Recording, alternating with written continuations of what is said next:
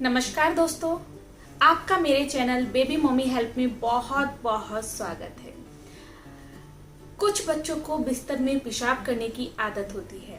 माँ बाप इस आदत से बहुत ही ज्यादा परेशान होते हैं, पर ये बच्चों की जो आदत होती है इसके पीछे बहुत ही सारे कारण होते हैं। जब बच्चा छोटा होता है तब बच्चा बिस्तर में पेशाब कर देता है, उसमें किसी को कोई परेशानी नहीं होती है। लेकिन अगर आपका बच्चा 3 से 4 साल का हो गया है और अभी भी बिस्तर में पेशाब करता है तो वाकई ये समस्या है। बहुत बार जो इसके पीछे के कारण होते हैं कि बच्चे ने ठंडी चीजों का बहुत ही अधिक सेवन किया है या बच्चा बहुत ही ज्यादा खाना खाता है। कुछ बच्चों के पेट में कीड़े होते हैं जिसके कारण भी बच्चे बिस्तर में पेशाब कर देते हैं। कुछ बच्चे क्या होता है कि बहुत ही अधिक खेलते कूदते हैं जिसके कारण बच्चे बहुत ज्यादा थक जाते हैं।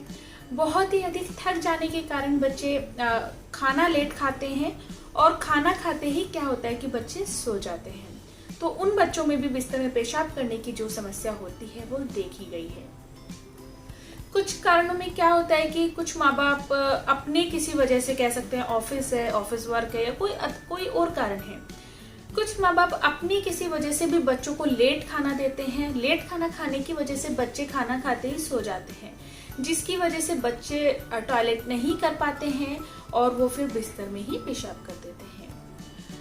जैसा कि मैंने बताया कि अगर बच्चा 3 साल से छोटा है तो वो बीमारी नहीं मानी जाती है, लेकिन 3-4 साल से बड़े बच्चे में बिस्तर में पेशाब करने या बिस्तर को गीला करने की जो परेशानी होती है उसको एक बीमारी माना जाता है।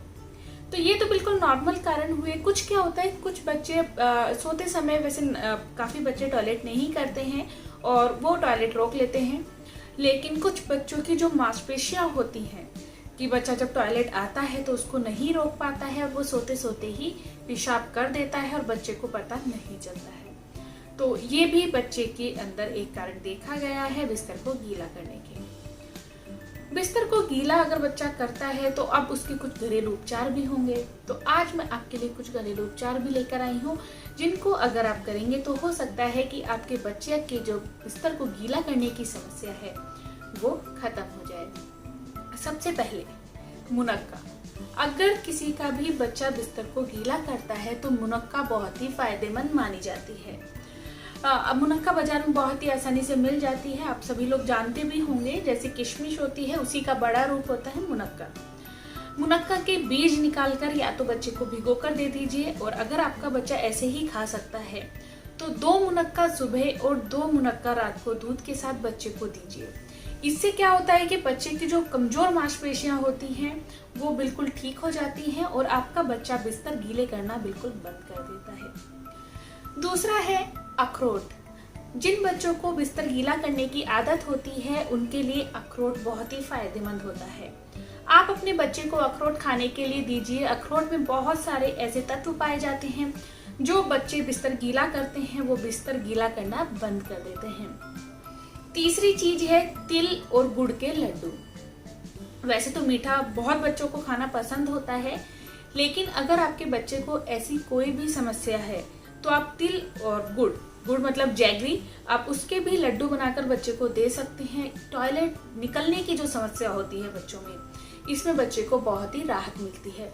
और ये जो मैं आपको चीजें बता रही हूँ ये बहुत ही आसानी से अवेलेबल होती हैं और आपके बच्चे के लिए बहुत ही पौष्टिक भी होती हैं। तो इसमें आपको कोई भी परेशानी भी नहीं होगी। बच्चा खाएगा तो बच्चे में विटामिन और ये पोषक तत्वों की जो कमी है वो भी पूरी हो जाएगी। एक और चीज होती है दोस्तों, छुआरा। अगर आप मुनक्का दे रहे हैं तो छुआरा भी बच्चे को जरूर दीजिए। आप चाहें तो 2 छुआरे बच्चे को, 1 छुआरा दिन में खाने के लिए दीजिए। रात को दूध में छुआरा पकाकर मुनक्का और छुआरे का दूध आप बच्चे को जरूर दीजिए।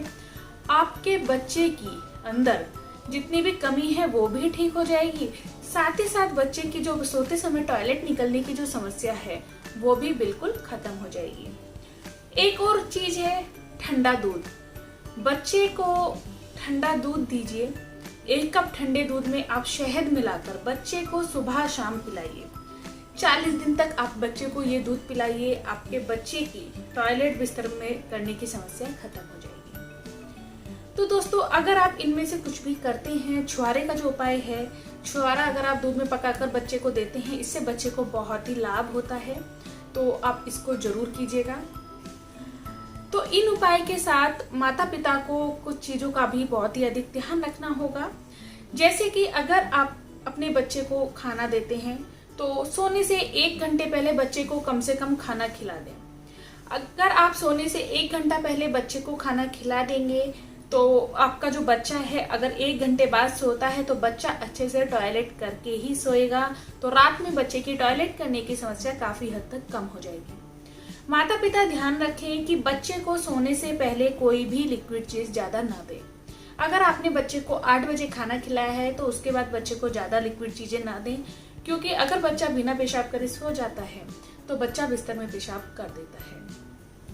तो कोशिश करें कि बच्चे को रात में बहुत ही कम लिक्विड चीजें दें और ठंडी गर्म चीजें बच्चे को ना दें। तीसरी चीज है, जब आपका बच्चा सोने जाता है तो उसको हमेशा टॉयलेट करके सोने की ही आदत डालें। ऐसा होता है कि बच्चे को जो आदत हो जाती है बच्चा उसी को फॉलो करता रहता है। हम लोग भी कुछ आदतें हैं जो बचपन से फॉलो कर रहे हैं कि अगर ठीक है हम लोग मॉर्निंग में उठते हैं, अगर सीधे आप लोग टॉयलेट जाते हैं कि हम टॉयलेट करके आएंगे पहले, तो ऐसे ही अगर आप बच्चे को उठने के बाद और रात को सोने से पहले टॉयलेट करने की आदत डालेंगे तो बच्चे को वही आदत डल जाती है। तो बच्चे को सोने से पहले हमेशा टॉयलेट करके सोने की ही आदत डालिए। जब आपका बच्चा सो जाता है और आपको पता है कि बच्चा रात में टॉयलेट जरूर करता है, तो बच्चे को मिडनाइट में उठाकर टॉयलेट में लेकर जाइए या बच्चे को आराम से बोलिए बेटा चलो टॉयलेट कर कर आते हैं। अगर आपके बच्चे को 1% भी टॉयलेट आया होगा तो आपका बच्चा बाथरूम जरूर जाएगा।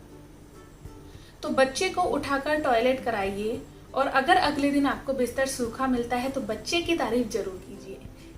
तो इससे क्या होगा कि धीरे धीरे आपके बच्चे को मिडनाइट में अगर उसको टॉयलेट जाना है तो उसको मिडनाइट में उठकर टॉयलेट जाने की आदत हो जाएगी। धीरे धीरे आपका बच्चा बिस्तर में टॉयलेट करना बंद कर देगा। रूम में हल्की लाइट जरूर जलाकर रखिए, जिससे कि अगर आपके बच्चे को टॉयलेट आता है तो वो आसानी से जाकर कर पाए। तो इन आदतों का भी माता पिता को ध्यान रखना होगा। बहुत बार क्या होता है कि पेरेंट्स की इतनी अधिक व्यस्त लाइफ होती है कि वो बच्चे पर अच्छे से ध्यान नहीं दे पाते हैं, तो कुछ आदतें हैं जो बच्चे की समय के बाद ही डेवलप हो पाती हैं। तो आप अगर शुरू से बच्चे को वो आदतें डालेंगे तो आपके बच्चे को वही आदत डल जाती है। तो आज का मेरा ये वीडियो था। अगर वीडियो पसंद आया हो तो चैनल को सब्सक्राइब जरूर कीजिएगा। आपके एक सब्सक्रिप्शन से हमें बहुत ही ज़्यादा मोटिवेशन मिलता है, जिससे कि मैं आपके लिए नई नई वीडियोस लेकर आती हूँ। Thank you for watching baby mummy help. धन्यवाद।